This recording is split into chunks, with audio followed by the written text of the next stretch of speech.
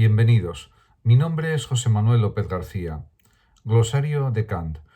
En este vídeo voy a ofrecer algunas explicaciones sobre algunos términos de la jerga filosófica, del argot filosófico que utilizó el gran filósofo Immanuel Kant. No pretendo ser exhaustivo, diríamos explicar todos los términos filosóficos complejos que utilizó el propio Kant, pero sí una parte de los mismos. Por ejemplo, está el término analítica trascendental, que es la primera parte de la lógica trascendental y que se ocupa de las categorías o conceptos puros. Concepto puro significa concepto que no tiene contenido empírico. De ahí recibe el nombre de puro. Por otra parte, hay otro término también, siguiendo por el orden alfabético, que es el término de antinomias, que son conclusiones que pretenden demostrar la existencia del mundo y constituyen la cosmología racional, y que pueden ser las antinomias simultáneamente verdaderas o falsas.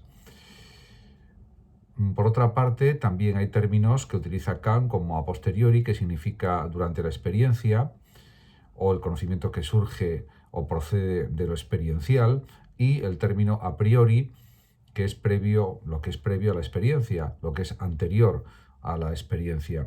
En cuanto a la autonomía moral en relación con la ética, diríamos que es que la razón se autolegisla e impone sus propias leyes. Lo contrario sería la heteronomía, cuando hay una obediencia a otra serie de principios, a Dios, a otras personas, etc.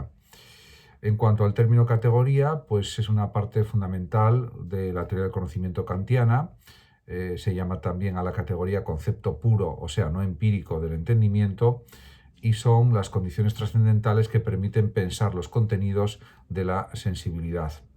En cuanto al concepto, según Kant, es la representación mental de lo general.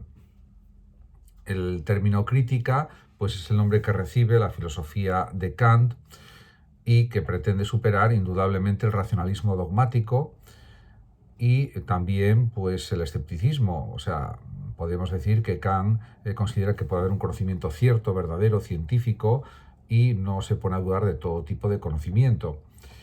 Por eso su filosofía se llama también criticismo y también idealismo trascendental. En cuanto al término o los términos dialéctica trascendental, es la segunda parte de la lógica trascendental y se ocupa de las condiciones trascendentales de la razón y de su uso legítimo. El término dogmatismo realmente se refiere a una clase de racionalismo que pretende conocer realidades metafísicas como yo, el mundo y Dios, y frente a este planteamiento se opuso la crítica de Kant, que considera que eso no es posible. Ciertamente el término entendimiento es para Kant una facultad que sirve o que permite unificar los datos de la sensibilidad mediante las categorías y cuyo producto es el fenómeno. El espacio, para Kant, por ejemplo, también es una forma a priori de la sensibilidad. Diríamos que el tiempo también lo es. Espacio y tiempo son las condiciones para poder conocer la realidad, la experiencia. En cuanto a la estética trascendental, la estética está explicada en una parte de la crítica de la razón pura y se ocupa de las condiciones trascendentales o a priori de la sensibilidad, es decir, las intuiciones puras de espacio y tiempo. El fenómeno es el término con el que Kant se refiere a cada uno de los objetos de los que se puede tener experiencia o por tanto conocimiento, y se opone a noúmeno, que es la cosa en sí, que es lo que no es observable, experimentable. En cuanto al término heteronomía moral, supone que, por ejemplo, las éticas materiales son éticas heterónomas porque esclavizan al sujeto moral a las pasiones, a los sentimientos, a las inclinaciones, etc. En cuanto a las ideas trascendentales, cabe decir que son la idea de Dios, del mundo y la idea del yo, y cumplen en general una función reguladora de toda la experiencia y representan unidades absolutas y condiciones también de posibilidad. En cuanto al idealismo trascendental kantiano, es diferente a otras concepciones idealistas, lógicamente, que rechazan que existe una realidad más allá de la mente. La teoría kantiana se denomina así porque afirma la existencia de un mundo exterior a la mente, o sea, el noúmeno o cosa en sí, pero que es incognoscible. Ciertamente, lo nouménico, Dios, el alma, los espíritus, etcétera, son algo incognoscible. Y en este sentido, pues Kant pues, afirma también la existencia de algo pues, incognoscible, como es el noúmeno o cosa en sí. La ilusión trascendental pues, es la tendencia de la razón a aspirar a lo incondicionado y lo que se encuentra en la raíz del error cometido por la metafísica tradicional. En cuanto al imperativo categórico, pues establece Kant que pues, es una forma o es la forma de la ley moral.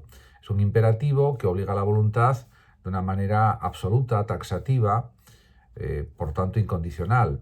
Se opone, por ejemplo, al imperativo hipotético.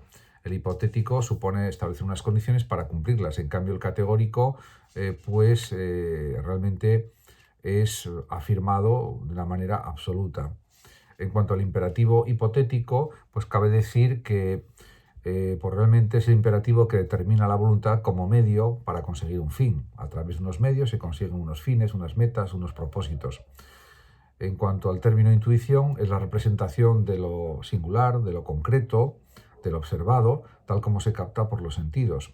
Por ejemplo, el propio Kant habla de intuiciones sensibles, intuiciones empíricas, datos sensibles, etc.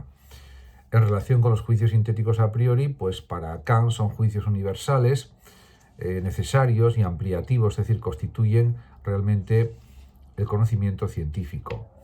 En relación con la libertad, pues Kant afirma que es un postulado de la razón práctica, no se puede conocer desde un punto de vista teórico, pero si no existiese el ser humano no tendría vida moral, porque si no hay libertad no podemos decidir qué actos queremos desarrollar, queremos realizar en la vida, por lo tanto la libertad es una condición básica de cualquier comportamiento moral.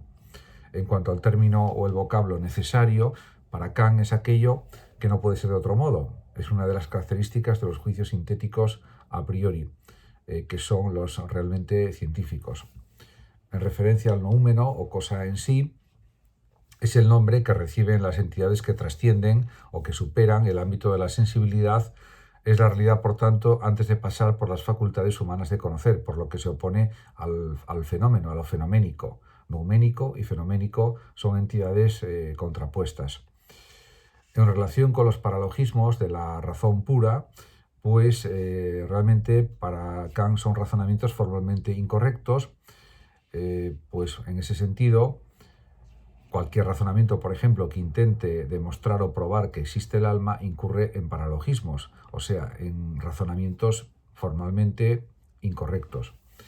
Particular es un término que utiliza Kant y es lo contrario, lógicamente, de universal, y es una de las características de los juicios sintéticos a posteriori.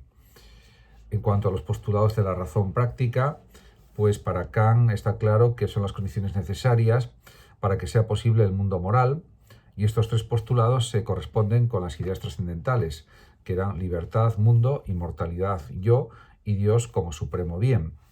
En cuanto a puro, para Kant, que ya lo comenté al principio, pues es lo que es independiente de la experiencia y que además no se mezcla o se combina con la misma. Es algo no empírico, en definitiva. La razón para Kant es la facultad superior que unifica los juicios que se forman en el entendimiento. En este sentido, cumple una función reguladora, ordenadora, planificadora en torno a tres ideas que son yo, mundo, Dios. Kant además distingue entre dos tipos de razón, la razón teórica o especulativa y la razón práctica o razón moral, que se ocupa de los comportamientos pues en la vida cotidiana, de las decisiones, de las conductas, en definitiva. En cuanto al término sensibilidad, para Kant es la facultad por la que se recibe pasivamente la información del exterior, o las impresiones sensibles, podríamos decir también. En cuanto al tiempo, para Kant es la forma a priori, o sea, anterior a la experiencia de la sensibilidad, porque todo lo que conocemos lo conocemos a través del espacio y del tiempo, que son las formas a priori de la sensibilidad. En relación con el término universal, Para Kant lo que se cumple es lo que se cumple siempre en todos los casos particulares y diríamos es uno de los rasgos básicos, fundamentales del conocimiento científico, que sea universal y necesario. En relación con el uso ilegítimo de las categorías del entendimiento, pues Kant insiste de una manera muy clara en que las categorías del entendimiento deben aplicarse a la sensibilidad, a las formas y a los datos de la sensibilidad, podríamos decir. Cuando se aplican las categorías a las ideas de la razón, se incurre en un error porque no puede surgir auténtico conocimiento científico, se incurre en la logomaquia. Diríamos que la razón sin los sentidos pues no es vacía y los sentidos sin la razón pues son ciegos, podríamos decir.